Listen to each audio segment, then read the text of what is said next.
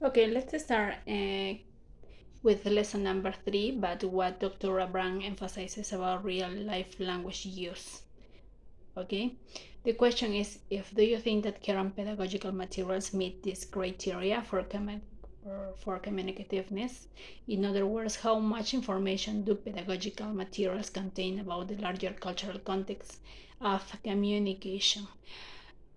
What I can say is that teachers, or depends on how teachers would or can work the materials or message the materials, okay, according to the context of communication. Because as I mentioned before, no, I can present them videos, I can present them movies, and this is a real context about the language. But also I can mention about a simple thing, like I mentioned before, like just a t-shirt, or yes, the headphones, and we can create the real language with only a simple thing, but depends on the motivation that the teacher, no, or how the teacher encourages the students, and how the students engage in learning the language too, because sometimes they don't feel motivated, and this is why I'm saying this. After he mentioned about materials presented, okay, special challenges for beginning teachers and beginning students. The question number 2 says, what do you think he means? Choose an authentic text that specify how you would massage it for your classroom.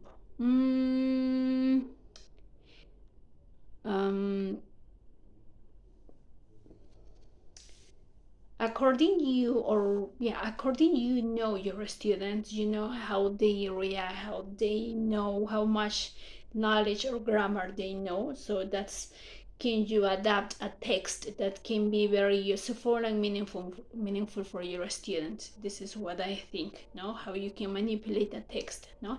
But let's try, or I would try to do this more real for them to understand. So I try to use, for example, about the preferences they like, and I can include this text or create text, or yes, extract some paragraphs of text that they are interested in, no, and depends on the levels or the age of learners too.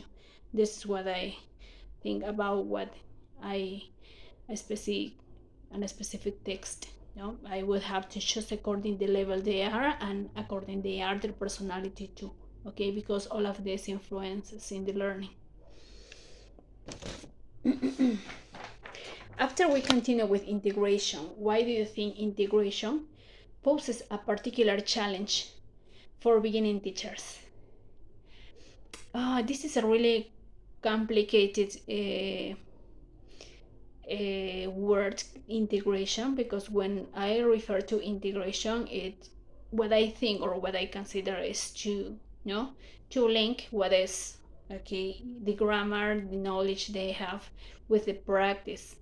And it's really complicated at the very in the very beginning of the classes, because you don't know how the students are going to assimilate the information they get, okay, because you can't present them a topic, no, a prior topic, and the next day you can mention or you can tell them to study or to create some situations, but you don't know if they are going to do that activity. So it's a challenge, no, for the future or for the teacher, no, to trying to do the next activity that it's the language the next day or the next or future classes.